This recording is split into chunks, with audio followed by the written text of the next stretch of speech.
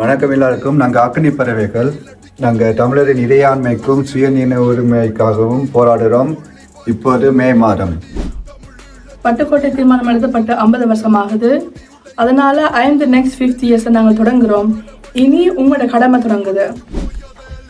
16 மே பின்னரும் 4 மணி போல சிவன் கோயில் யூரோப்பா பிளாட்ஸுக்கு வாங்க. நாங்கள் சேர்ந்து அடுத்த 50 வருஷத்தை வழி நடத்துவோம். இந்த போராட்டத்தில் நீங்களும் ஒரு பங்கு.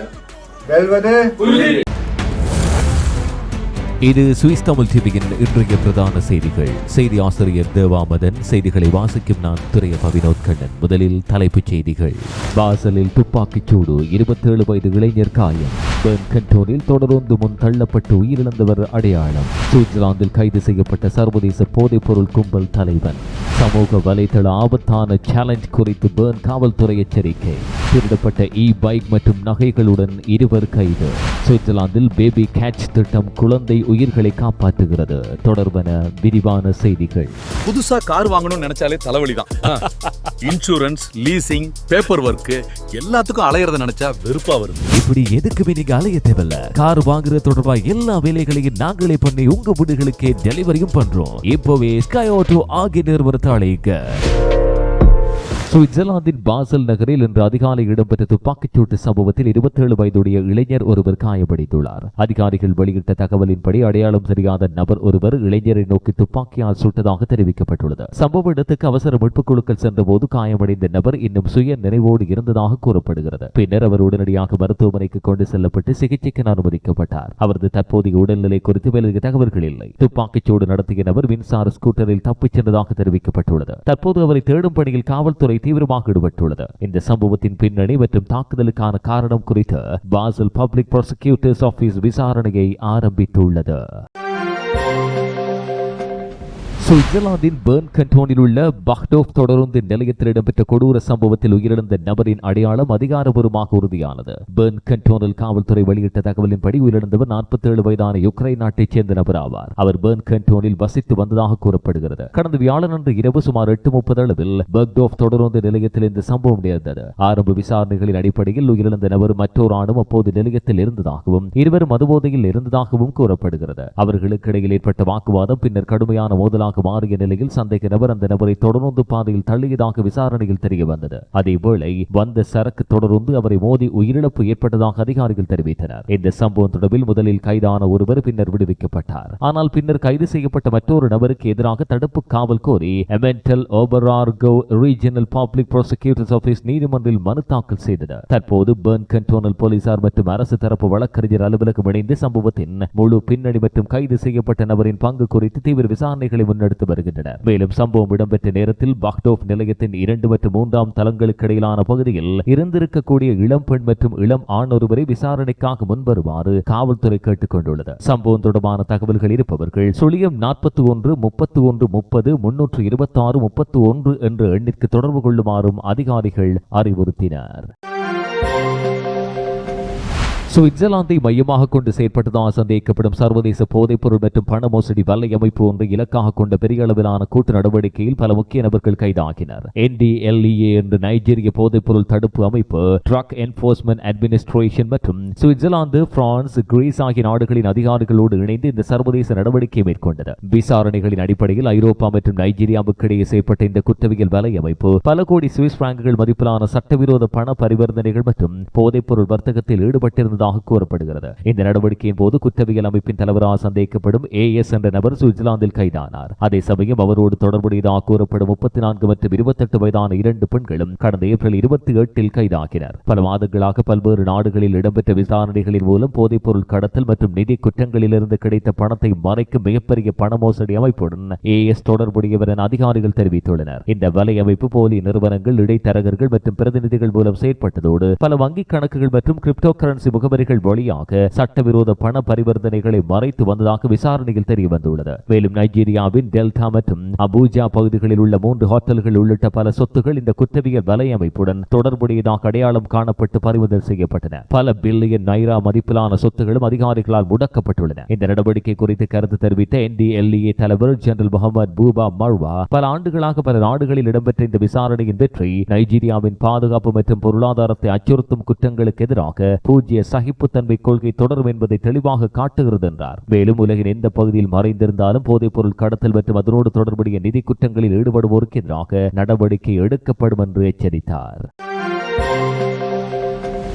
சமூக வலைதளங்களில் பரவி வரும் ஆபத்தான மூச்சுத் திணறல் சவால்கள் குறித்து பெற்றோர்கள் எச்சரிக்கையாக இருக்க வேண்டும் என பெர்ன் கண்டோனல் காவல்துறை எச்சரிக்கிறது. குறிப்பாக குழந்தைகள் மற்றும் இளைஞர்களுக்கு இடையே மீண்டும் பிரபலமாகி வரும் இந்த சேலஞ்ச் வகை செயற்பாடுகள் ஒருவரை ஒருவர் கழுத்தை நெரித்தல் அல்லது மூச்சை அடக்குதல் போன்ற ஆபத்தான விளையாட்டுகளை உள்ளடக்கியதாக அதிகாரிகள் தெரிவித்தனர். பெர்ன் கண்டோனில் இதுவரை 2 சம்பவங்கள் பதிவாகின. அதில் ஒரு இளைஞர் கடுமையாக காயமடைந்ததாகவும் மற்றொருவருக்கு லேசான காயங்கள் உள்ளதாகவும் காவல்துறை தெரிவித்தது. இந்த 2 சம்பவங்களும் தற்போது Bern cantonal juvenile public prosecutors office மேற்பார்வை விசாரிக்கப்படுகிறது. சில சந்தர்ப்பங்களில் இந்த ஆபத்தான கேம்ஸ் உணர்வு விளக்கம் வரை தொடரப்படுவதாகவும் அது உயிருக்கு ஆபத்தான நிலை உருவாக்கக்கூடும் என்றும் அதிகாரிகள் எச்சரிக்கின்றனர். கடந்த சில ஆண்டுகளாக டிக்டாக் மற்றும் பிற சமூக வலைதளங்களில் இளைஞர்களை ஈர்க்கும் வகையில் பல்வேறு சேலஞ்ச் வீடியோக்கள் வேகமாக பரவுகின்றன. ஆனால் அவற்றில் சில மிகவும் ஆபத்தானவையாக இருப்பதால் பெற்றோர்கள் தங்கள் குழந்தைகள் இணையத்தில் பார்க்கும் உள்ளடக்கங்களை கவனிக்க வேண்டும் என நிபுணர்கள் வலியுறுத்துகின்றனர். குழந்தைகள் மற்றும் இளைஞர்களோடு திறந்த உரையாடல் நடத்தி இத்தகைய சவால்களின் அபாயங்களை விளக்குவது மிகவும் முக்கியம் என்றும் காவல்துறை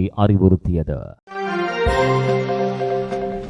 சுவிட்சர்லாந்தின் ஸ்வைஸ் கண்டோனில் திருடப்பட்டதாக சந்தேகிக்கப்படும் பைக் மின்சார மிதிவண்டிகள் மற்றும் நகைப் பொருட்களோடு 2 மொரோக்கோ நாட்டவர்கள் கைதாகினர். கண்டோன்ஸ் போலீஸ் ஸ்வைஸ் வெளியிட்ட தகவலின்படி கடந்த மே 8ஆம் தேதி வெள்ளிக்கிழமை இரவு சுமார் 9:30 அளவில் தொடர்ந்து பணியாளர்களிடமிருந்து கிடைத்த தகவலின் அடிப்படையில் காவல்துறையினர் 2 சந்தேக நபர்களை சோதனை செய்தனர். சோதனையின் போது 26 மற்றும் 22 வயதுகளை உடைய அந்த 2 நபர்களிடமிருந்து பைக் மிதிவண்டிகளும் நகைப் பொருட்களும் மீட்கப்பட்டன. பின்னர் அவை ஊரி கண்டோனில் இடம்பெற்ற திருட்டு சம்பவங்களோடு தொடர்புடையவரின் விசாரணையில் தெரிய வந்தது. இதையடுத்து இருவர் உடனடியாக கைதாகினர். இந்த சம்பவம் தொடர்பில் கண்டோன்ஸ் போலீஸ் ஸ்வைஸ் மற்றும் பப்ளிக் ப்ராசிக்யூட்டர்ஸ் ஆபீஸ் ஆஃப் ஸ்வைஸ் இணைந்து மேலதிக விசாரணைகளை மேற்கொள்கின்றன. மேலும் கைது செய்யப்பட்ட இருவருக்கும் பிற திருட்டு அல்லது சொத்து குற்றங்களோடு தொடர்பு உள்ளதா என்பதையும் அதிகாரிகள் விசாரிக்கின்றனர். சுவிட்சர்லாந்தில் அண்மை காலமாக உயர்தர பைக் மிதிவண்டிகள் தொடர்பான திருட்டு சம்பவங்கள் அதிகரித்து வருவதாக காவல்துறை எச்சரிக்கிறது. குறிப்பாக ரயில் நிலையங்கள் மற்றும் பொதுமக்கள் கூடும் இடங்களில் விலை உயர்ந்த மிதிவண்டிகள் குறிவைக்கப்படுவதாக தெரிவிக்கப்பட்டுள்ளது. சிறிய விளம்பர இடைவெளியின் பின் செய்திகள் தொடரும். எவ்வளவு காலம்தான் பழைய வீட்லயே வாழ்க்கையை ஓட்டுவீங்க? உங்கள் பழைய வீட்டையும் பழைய சமையல் அறையையும் புதிதாக மாற்றும் நேரம் வந்தாச்சு. ஆமாம், நவீனமும் தரமும் நிறைந்த வீட்டை உருவாக்க சுவிஸில் இருக்கவே இருக்கிறது மாடர்ன் ஹவுஸ் GmbH. எமது சேவையால் இனிமேல் உங்கள் வீட்டில் எல்லாமே புதுசுதான். குறைந்த செலவு, அதிக தரம், நம்பிக்கையான நம்மவர் நிறுவனம் மாடர்ன் ஹவுஸ் GmbH நிறுவனம். சுவிட்சர்லாந்தின் சூரிச் நகரில் புத்தம் புதிய டிசைன்களுடன் கண்கவர் தங்க நகைகளுக்கு நாட வேண்டிய ஒரே இடம் AK Gold Jewelry. உங்கள் அழகை மேலும் மெருகூட்ட மெய்சில் இருக்கும் விலை கழிவுகளோடு நகைகளை பெற்றுக் கொள்ளவும் பழைய நகைகளை திருத்திக் கொள்ளவும் நாடுங்கள் AK Gold Jewelry. இப்போதே அழையுங்கள் 078 31 31 081. சுவிட்சர்லாந்தில் நெருக்கடியான சூழ்நிலையில் இருக்கும் தாய்மார்களுக்கு புதிதாக பிறந்த குழந்தைகளை பாதுகாப்பாக மற்றும் பெயரில்லாமல் ஒப்படைக்க உதவும் பேபி கேட்ச் திட்டம் கடந்த 25 ஆண்டுகளில் முக்கிய பங்காற்றி வருவதாக தெரிவிக்கப்பட்டுள்ளது. 1999ஆம் ஆண்டு ஸ்வைஸ் கண்டோனில் உள்ள லேக் சிஹில் அருகிலும் பாசல் நகரில் 2 குழந்தைகள் உயிரிழந்த நிலையில் கண்டுபிடிக்கப்பட்ட சம்பவங்களுக்கு பின்னர் இந்த திட்டம் அறிமுகமானது. முதல் பேபி கேட்ச் மையம் எயின்சிடெல் பகுதியில் 2001இல் திறக்கப்பட்டது. மருத்துவமனையின் வெளிப்புறத்தில் அமைக்கப்பட்டுள்ள பாதுகாப்பான சிறப்பு இடத்தில் தாய்மார்கள் குழந்தைகளை வைக்க முடியும். சில நிமிடங்களில் மருத்துவ பணியாளர்கள் குழந்தையை பாதுகாப்பாக பராமரிப்பிற்குள் கொண்டு செல்வர். அறிக்கையின்படி 1997 முதல் 2001 வரை சுவிட்சர்லாந்தில் 13 கைவிடப்பட்ட அல்லது கொல்லப்பட்ட புதிதாக பிறந்த குழந்தைகள் பதிவாகின. ஆனால் கடந்த 5 ஆண்டுகளில் அத்தகைய சம்பவங்கள் எதுவும் பதிவாகவில்லை. தற்போது Basel, Bern, Davos, Olten, Sion மற்றும் சோலிஹர்பூர்க் உள்ளிட்ட பகுதிகளில் மொத்தம் 8 பேபி கேட்ச் மையங்கள் செயற்படுகின்றன. சுவிட்சர்லாந்து மற்றும் யூரோப்பியன் யூனியனுக்கு இடையிலான புதிய ஒப்பந்த தொகுப்புக்கு எதிராக லுசர்ன் நகரில் நூற்றுக்கணக்கான மக்கள் இன்று ஆர்ப்பாட்டம் செய்தனர். கொரோனா கட்டுப்பாட்டுக்கு எதிரான போராட்டங்களால் அறியப்பட்ட மாஸ் வோல் இயக்கத்தின் அழைப்பின் பேரில் குர்ப்ளட்ஸ் பகுதியில் இந்த ஆர்ப்பாட்டம் முன்னெடுக்கப்பட்டது. பங்கேற்பாளர்கள் பலர் சுவிஸ் தேசிய கொடியை ஏந்தியிருந்தனர். சம்பவ இடத்தில் பாதுகாப்பு முன்னெச்சரிக்கையாக காவல்துறையினர் தீவிர கண்காணிப்பில் ஈடுபட்டனர். இதற்கிடையில் ஏரியின் மறுபுறத்தில் உள்ள யூரோப் அப்ளட்ஸ் பகுதியில் சுமார் 1000 பேர் கலந்து கொண்ட எதிர்ப்பு ஆர்ப்பாட்டமும் இடம்பெற்றது. இடதுசாரி கூட்டமைப்புகள் ஏற்பாடு செய்த இந்த எதிர்ப்பு பேரணியில் மாஸ் வோல் இயக்கத்தோடு பல்கேரியா மற்றும் ஹங்கேரியைச் சேர்ந்த தீவிர வலதுசாரி செயற்பாட்டாளர்கள் இணைந்ததாக குற்றச்சாட்டு முன்வைக்கப்பட்டது. மேலும் சுவிட்சர்லாந்தின் தீவிர வலதுசாரி அமைப்பாக கருதப்படும் ஜாங் டேட் இயக்கத்தோடு தொடர்புடைய நபரும் அங்கு காணப்பட்டதாக தகவல்கள் வெளியாகின. முன்னதாக social democratic party of Switzerland கட்சியின் லுசர்ன் பிரிவு இந்த ஆர்ப்பாட்டம் குறித்து எச்சரிக்கை விடுத்தது. அதேவேளை green party of Switzerland Mass Voll இயக்கத்திற்கான ஆர்ப்பாட்ட அனுமதியை ரத்து செய்ய வேண்டும் என கோரிக்கை விடுத்தது. எதிர்ப்பு ஆர்ப்பாட்டத்தில் பேசிய ஒருவரோ பாசிசம் மீண்டும் தலை தூக்கும் அபாயம் குறித்து எச்சரிக்கை விடுத்தார். அடுத்த மாதம் எவியன்லெஸ் பெயின்ஸ் நகரில் இடம்பெறவுள்ள G7 உச்சி மாநாட்டை முன்னிட்டு பிரான்ஸ் மற்றும் சுவிட்சர்லாந்துக்கு இடையிலான எல்லை தாண்டும் பயணங்களில் சிரமங்கள் ஏற்படலாம் என அதிகாரிகள் எச்சரிக்கின்றனர். ஜூன் 11ஆம் தேதி முதல் வழக்கமாக எவியன் நகரிலிருந்து லவுசான் நோக்கி படகு சேவையை பயன்படுத்தும் சுமார் 1400 எல்லை தாண்டும் பணியாளர்கள் மாற்று இடங்களிலிருந்து பயணம் செய்ய வேண்டிய நிலை உருவாகியுள்ளது. G7 மாநாட்டுக்கான பாதுகாப்பு நடவடிக்கைகளின் காரணமாக எவியன் நகருக்கான அணுகலை பிரான்ஸ் அதிகாரிகள் கட்டுப்படுத்தியுள்ளதாக தெரிவிக்கப்பட்டுள்ளது. இதனால் அங்கு செல்லும் பொது போக்குவரத்து மற்றும் தனிப்பட்ட வாகன பயணங்களிலும் கட்டுப்பாடுகள் அமல்படுத்தப்படுகின்றன. மேலும் எவியன் நகரம் வழியாக வாகனங்களில் பயணம் செய்ய விரும்புவோர் சிறப்பு அனுமதி அட்டையை பெற்றிருக்க வேண்டும் என்றும் அறிவிக்கப்பட்டுள்ளது. அந்த அனுமதியை பெறுவதற்கு கூடுதல் நேரம் எடுத்துக் கொள்ளக்கூடும் என அதிகாரிகள் எச்சரிக்கின்றனர். இதையடுத்து வார்ட் மற்றும் ஜெனீவா கண்டோன்களில் உள்ள நிறுவனங்களுக்கு முன்கூட்டிய பணித்திட்டங்களை தயாரிக்க அறிவுறுத்தப்பட்டுள்ளது. மாநாட்டு காலத்தில் தாமதங்கள் மற்றும் பணியாளர் பற்றாக்குறை ஏற்பட வாய்ப்புள்ளதாகவும் கூறப்படுகிறது. G7 மாநாட்டில் உலகின் முக்கிய தொழில்துறை நாடுகளின் தலைவர்கள் பங்கேற்க உள்ளதால் லேக் ஜெனீவா பகுதி முழுவதும் பாதுகாப்பு நடவடிக்கைகள் கடுமையாக்கப்படுகின்றன. சுவிட்சர்லாந்தின் தேசிய விமான சேவையான சுவிஸ் இன்டர்நேஷனல் ஏர்லைன்ஸ் செலவுகளை குறைக்கும் நடவடிக்கையின் ஒரு பகுதியாக தனது நிர்வாக மற்றும் தரை பணியாளர்கள் தொடர்பாக புதிய சிக்கன திட்டங்களை அறிவித்துள்ளது. நிறுவனத்தின் தலைமை நிர்வாக அதிகாரி ஜென்ஸ் நிர்வாக பணியாளர் எண்ணிக்கையை சுமார் 10% குறைப்பது இலக்கு என்றார். ஆனால் கட்டாய பணி நீக்கங்கள் எதுவும் மேற்கொள்ளப்படாது என்றும் முழுமையாக தன்னார்வ அடிப்படையிலான வெளியேற்ற திட்டங்கள் மாத்திரமே செயற்படுத்தப்படும் என்று விளக்கினார். இதன் ஒரு பகுதியாக ஊதியமில்லா விடுமுறையை எடுக்கும் பணியாளர்களுக்கு நிதி ஊக்கத்தொகைகள் வழங்கப்படுகின்றன. எடுத்துக்காட்டாக சேமிக்கப்படும் அடிப்படை சம்பளத்தின் 20% வரை போனஸாக வழங்கப்படும். எரிபொருள் விலை உயர்வு மாத்திரமல்லாமல் விமான பராமரிப்பு செலவுகள், சுற்றுச்சூழல் வரிகள் மற்றும் பணியாளர் செலவுகள் ஆகியவை குறிப்பிடத்தக்க அளவில் அதிகரித்துள்ளதால் இந்த நடவடிக்கைகள் அவசியமாகியுள்ளதாக சுவிஸ் நிர்வாகம் கூறுகிறது. லுப்தான்சா குழுமத்தின் ஒரு பகுதியாக இருக்கும் சுவிஸ் மற்றும் ஏடெல்வைஸ் ஏர் நிறுவனங்கள் ஏற்கனவே புதிய ஆட்சேர்ப்புகளை கட்டுப்படுத்தும் நடவடிக்கைகளையும் அறிவித்தன. கடந்த ஆண்டு இறுதியில் சுவிஸ் நிறுவனத்தின் தரை மற்றும் நிர்வாக பணியாளர்கள் எண்ணிக்கை 3432 இருந்ததாக தகவல் உள்ளது. இதற்கிடையில் சூரிச் தளத்தில் பணியாற்றிய சுமார் 4000 கேபின் பணியாளர்களுக்கான தன்னார்வ விலகல் திட்டமும் நிறைவு பெற்றுள்ளது. ஏப்ரல் மாத இறுதிக்குள் பணி விலக சம்மதித்தவர்களுக்கு 15,000 சுவிஸ் பிராங்குகள் வரை போனஸ் வழங்கப்பட்டுள்ளது. இந்த திட்டத்தின் மூலமாக சுமார் 140 கேபின் பணியாளர்கள் சுவிஸ் நிறுவனத்தை விட்டு வெளியேற உள்ளதாகவும் எந்த கட்டாய பணி நீக்கமும் இடம்பெறாது என்றும் CEO ஜென்ஸ் உறுதியளித்தார். ஹண்டா வைரஸ் தொற்று பரவியுள்ள MV ஹாண்டியஸ் சொகுசு கப்பலில் பயணித்த சுவிட்சர்லாந்து நபரின் உடல்நிலை தற்போது சீராக இருப்பதாக federal office of public health தெரிவித்தது.